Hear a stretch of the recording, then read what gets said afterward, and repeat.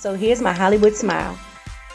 I'm Rosalyn, and today I'm going to be sharing my experience about me ordering my Pop On Veneers. I know you've seen these videos everywhere about veneers. However, Pop On Veneers is different because they make a mold of your teeth. So they sent it to my home. You can go in or get it shipped at home within 2 days. I received mine. I got 3 opportunities to do an impression.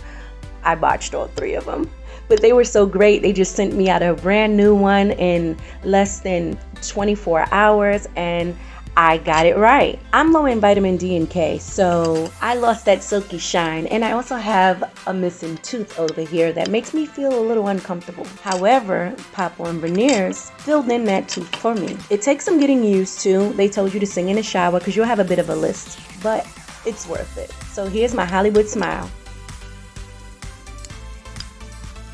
Thanks for watching.